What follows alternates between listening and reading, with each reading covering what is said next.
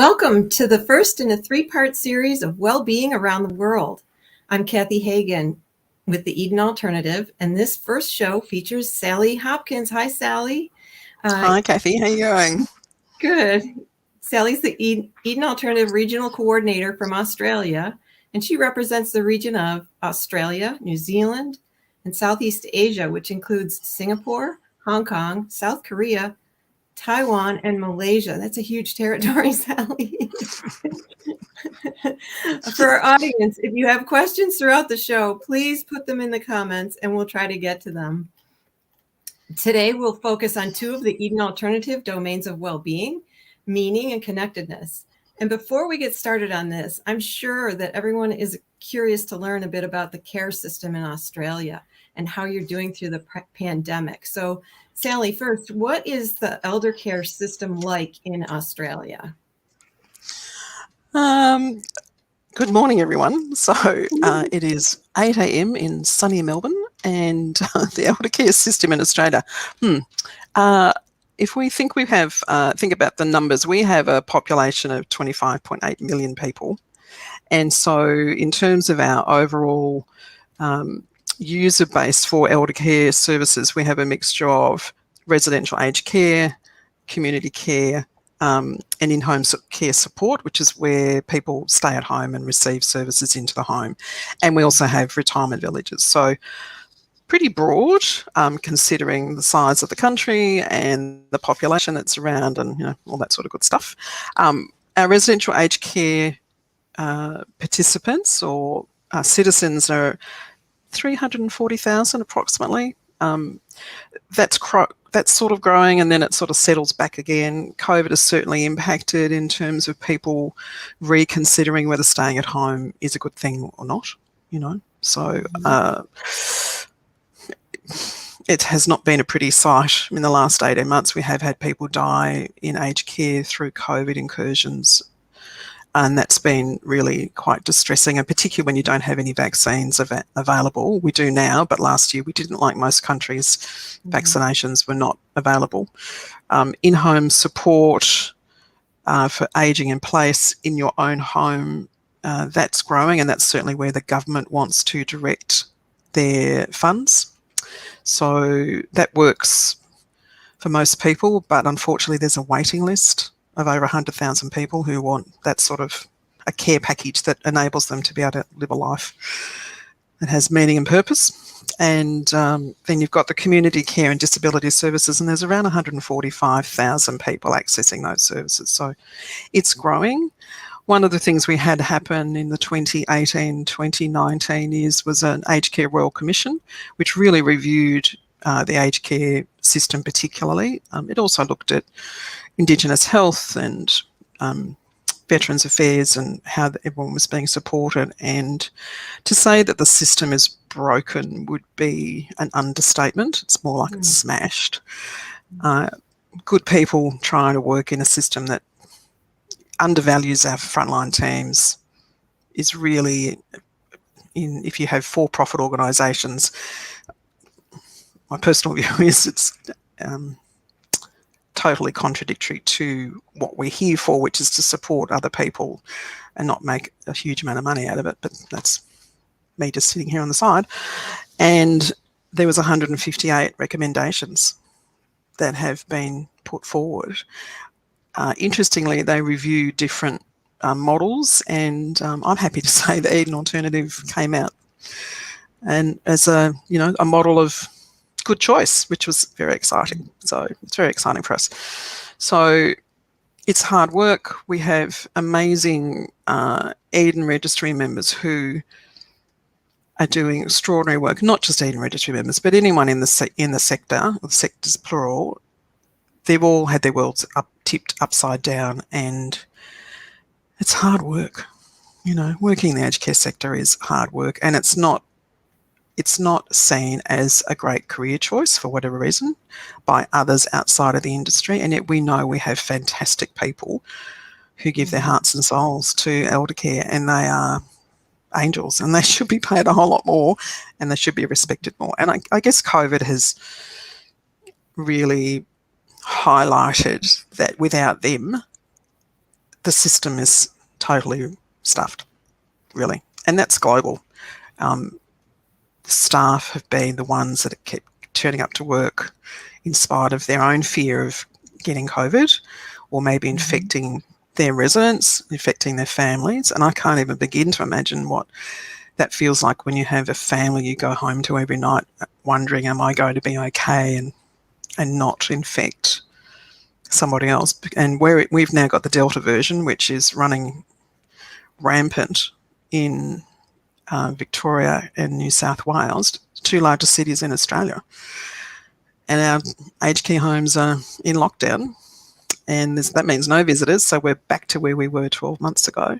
And that disconnection last year was a shock. This year people have really just rolled with it a bit better. And even New Zealand in the last month, there in Auckland, they've had COVID outbreaks. They're in what they call stage 4 lockdown in the top of the island, and then in the South Island they're in stage 2. So, but again, people can't come and visit. So, you know, your normal daily mum's coming to visit me today or whatever doesn't happen.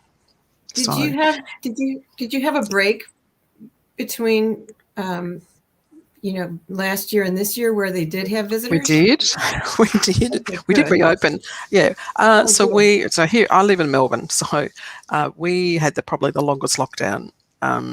We came out of that mid-October. So we had a happy summer generally across the country, and then we had open and closed borders really, because we've got states and territories. So imagine if every state in America decided to lock its borders down and no one could move into or out of that particular state, like upstate New York, because of the health order. And I don't disagree with, the controlling with the health orders and what they're trying to do, which is to protect the population, really. So right now, in Melbourne, we have a curfew at night from 9 p.m. to 5 a.m. Not that I want to go anywhere, because I can't, because nothing's open. All food is, other than essential food, is takeaway, so that's good. You can exercise. We have a 5-kilometre radius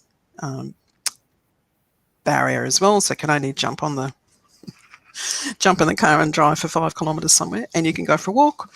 But it's pretty limiting. And this happened to us last year in the middle of winter, and the first time it happened, I really struggled with that lack of autonomy.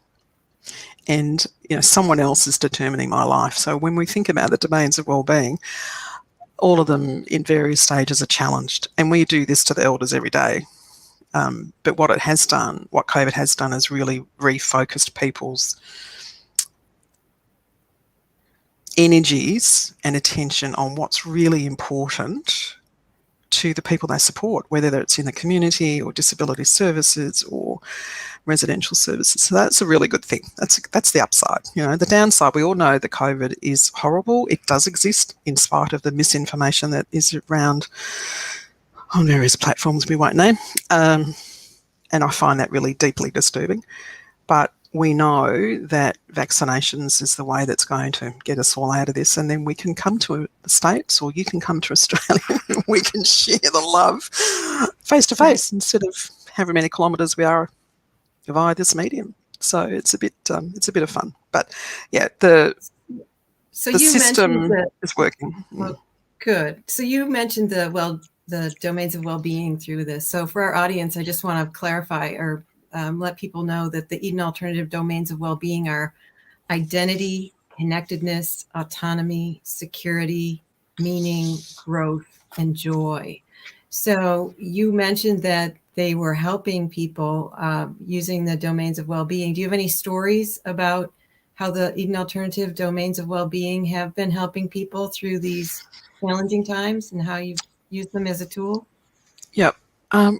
One of our registry members in New Zealand last year, and they did a really fantastic connection event, and it was called A Day in the Life of the Home, and it was held on International Nurses Day.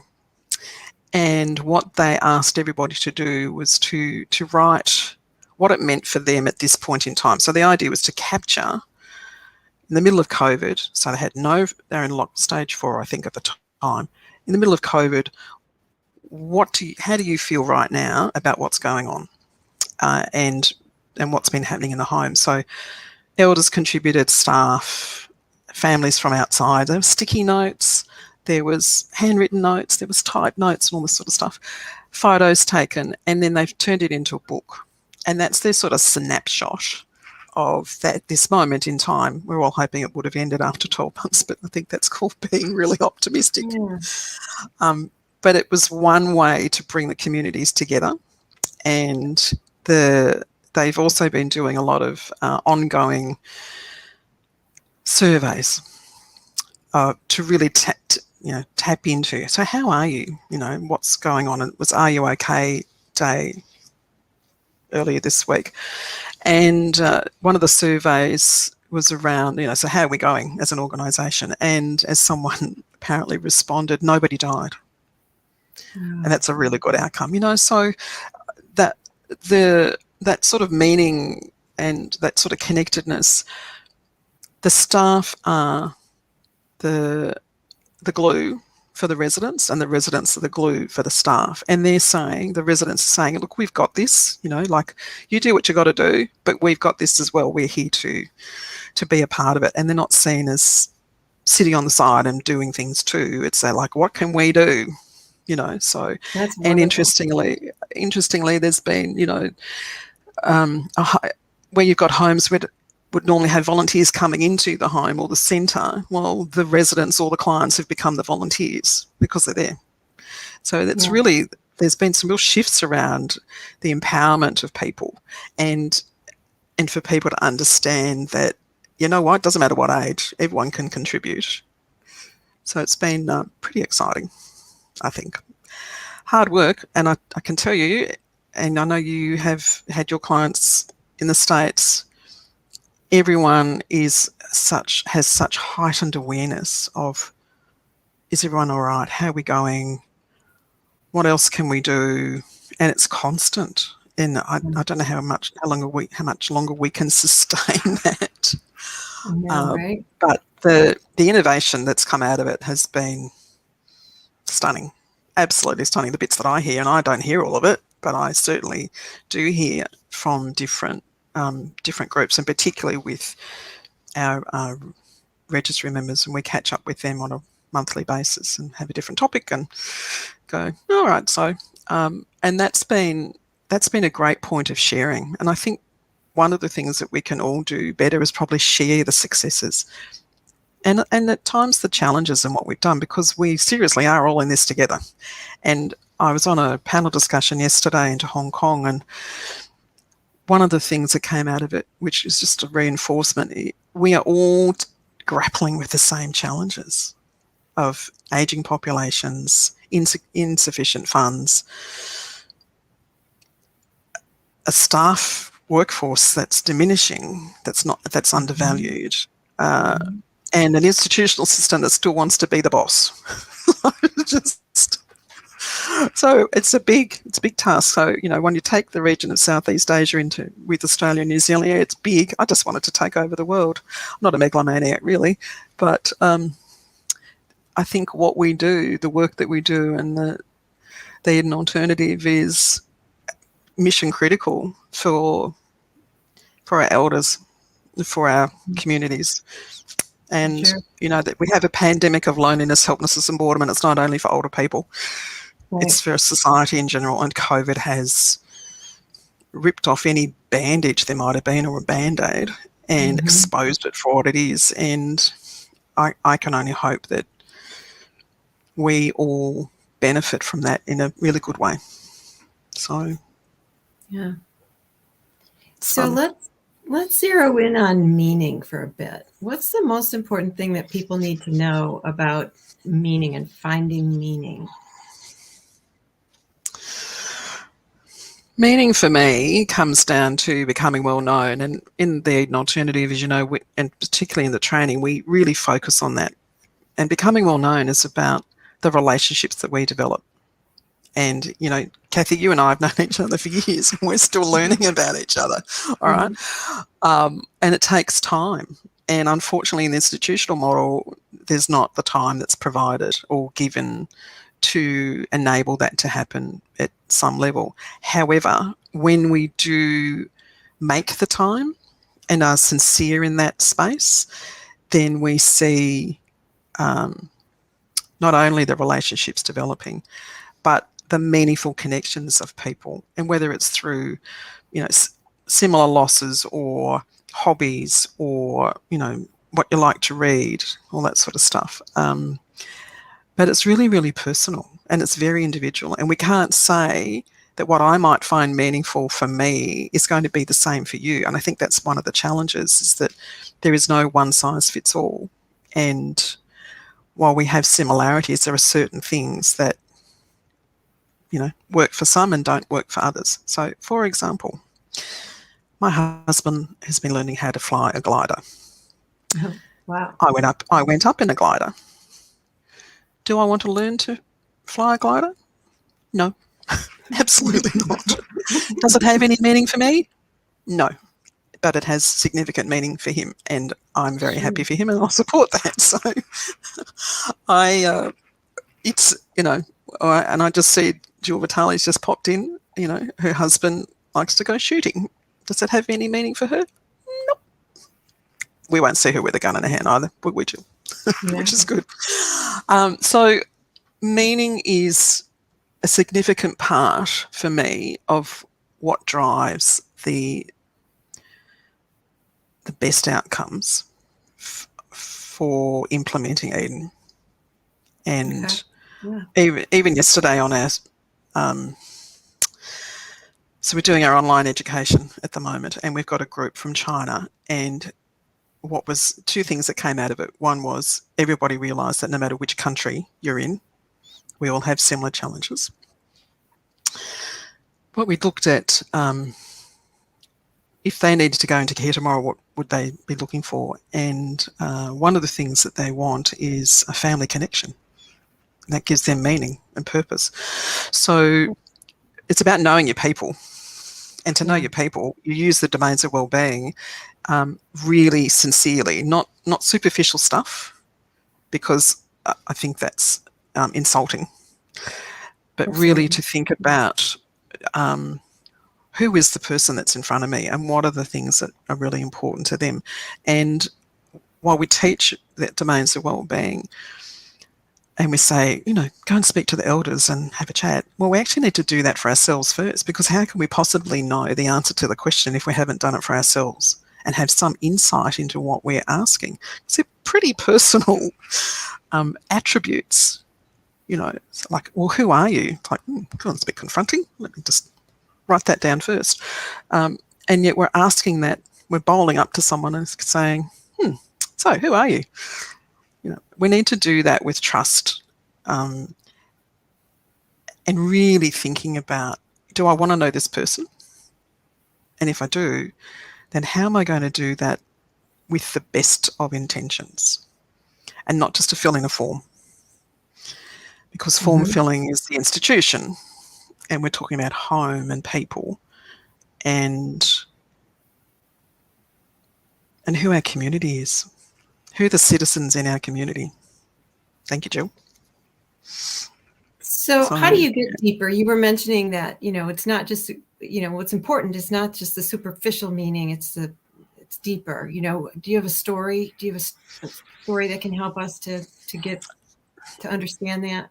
Yeah, I have lots of stories, but I actually thought of one last night, which I found, which I'd seen at a registry member here in Victoria at Fairview, shout out to Fairview Village, and they had done a beautiful, it's now a wall hanging, but it was an exercise in their leisure and lifestyle, and they got people to take a tracing of their hand and put it onto some, or draw it onto some calico squares.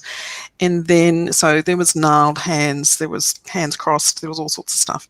So they took a tracing of the hand, and then they used permanent colours and all that sort of good stuff. And they put the person's name against the hand, and then they the elders, so elders were doing this, the elders decorated the hand with the things that were important to them. And I remember there was one hand of a woman, and she had a rosary in her hand that had been drawn through. And like, so impactful. There was another one, a gentleman, and he had a caravan and his favourite football team colours and all that sort of stuff. Anyway, they've joined all these together. So it's now this beautiful montage that hangs on the walls, a huge wall hanging. But when you look at that, each of those little vignettes of people, you get to understand the things that are core to them, that are so important and deeply personal. And the hand with the rosary was just extraordinary. Just, took my breath away. There was another one, the lady loved ice cream. So with her hand, they put drew an ice cream cone with ice cream on the top in the V of her thumb and forefinger. So it was really creative. So, and it was bringing people together, and it was for that whole community. And so it wasn't just about the one person, but they all got to share their story. So tell me, and I'll call her Rosie, I don't remember the lady's name. So Rosie, tell me about the rosary. What? And she can then talk about her faith. And so it's that, for some it's about beginning the conversation, where for others it's saying, this is who I am. I don't need to say any more. It's I just, anyway, that blew me out of the water, as you can and it's extremely visual, and it really goes to the heart and soul of the home, of the community. And they've been, involved with Eden from the very early days when Eden started here in 2003. So it's the visual as much as anything, but knowing who the person is and getting under that skin. So Jill Vitelli-Awesome has a question for us. So she says, it's so interesting that we're all facing the same challenges literally around the world. How's your government acknowledging the reality of isolation and the impact on well-being in their regulations for care homes? Are there bright spots in Australia or New Zealand that we can learn from? Oh, that's a big question, Jill. Thanks for that. All right. So, look, I think one of the biggest challenges has been around the impact on mental health across all of the society, really, not only those in aged care. And certainly very early on, when people could not go in, people were really angry, whether it was families and residents, because people just couldn't understand what was the why. Now people have a greater understanding. And one of the connections that has been the best thing to see is the use of IT systems and support. So whether it's FaceTime or Zoom or Skype or StreamYard or whatever.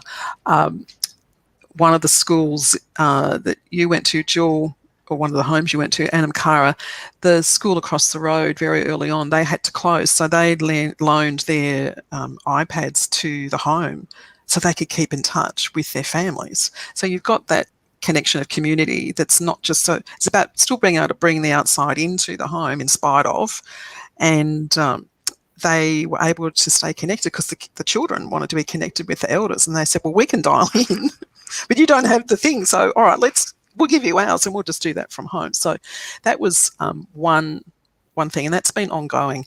The whole use of IT and the uptake of it has been phenomenal. So the governments have supported a lot of that infrastructure, which has been good. Mental health remains an issue. Here in Victoria, the state government is the only government in Australia that's really focused on mental health for the last 2 to 3 years. They had a Royal Commission. They've got a whole lot of recommendations which are being picked up. And I think, you know what? The elders are really resilient. They seriously are. And part of it's about bringing them into the tent around the decision making that's made on their behalf, and really trying to minimise surplus safety, because we know that's there and we understand to a point why that's there. But the connections of cross community is also important. The same group in Queensland, they've been having competitions between homes virtually. So that's fun. It's not just saying it can only be in this space. We actually need to look out and say, well, how can we connect and what might that look like? And, having a scavenger hunt, for example, or playing bowls or doing word games or whatever, but really getting that competitive spirit going, because trust me, elders are really competitive. I don't know whether you've got that happening in your area, but if there's a game to win, there will. It's been amazing. Lots of fun, but hard work. Yeah. So how can you give us more? We've moved on to connectedness now, and you've sort of segued us right into the connectedness part of our talk. So tell me about what it means to the elders, the connectedness piece. Can you get a little deeper into that? Okay, so all of these are intertwined. I think that's what people need to understand. It's not like you have one or the other. For me, it's the tapestry. And so if you have to really have that sense of meaning, you actually need to make the connections first, and it's not, it's really quite a cellular connection. And, sometimes you'll meet people, you go, oh, they're fantastic. And there's other people who go, don't think so. So if we think about connectedness, COVID particularly has highlighted that what is important to people is that human to human connection, whether it's a physical, virtual, other.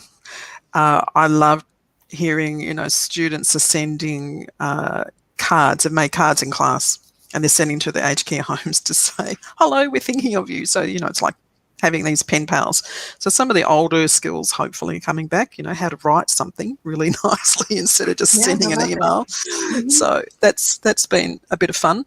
I think it's really looking outside of ourselves and saying, how do I bring, particularly in residential aged care and community care is, the centres have been, a lot of them had to close. They moved into one-to-one support. One of the community centres here, they created activity packs that they sent at home to all their clients. And then they had an online concert. There's all sorts of things that people are doing. And it's the connectedness of the community. So it's really that sense of who is my tribe and the connections that we have, and then building on that. And the care partners have been the most creative, I think, and as well as the elders, but even, having Zoom drinks.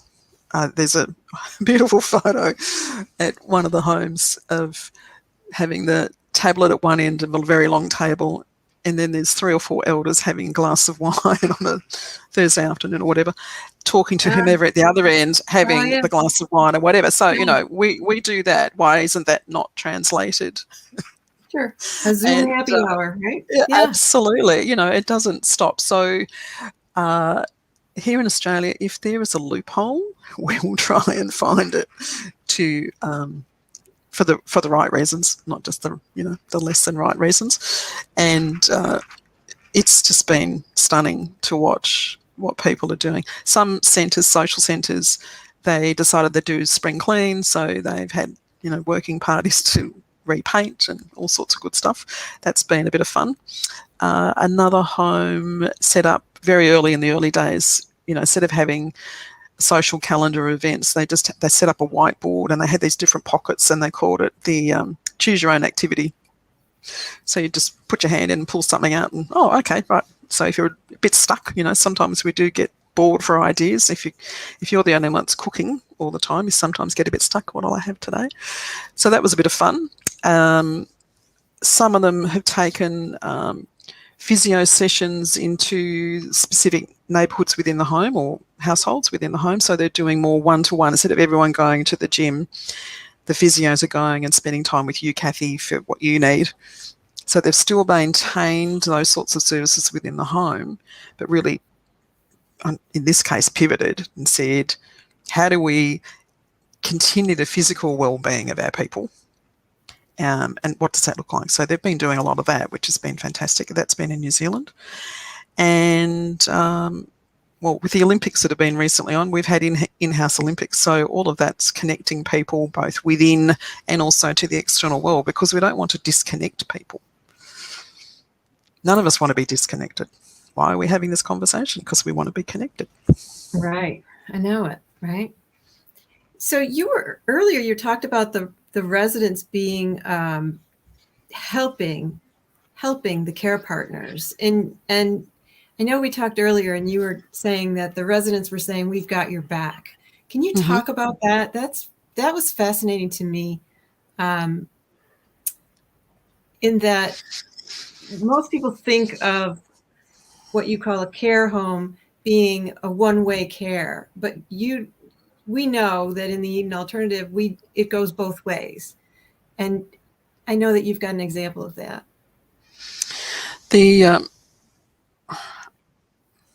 Well, I'm going to tell you a couple of stories, actually. So I was visiting a registry member early last year. This is when you could get on a plane before COVID started.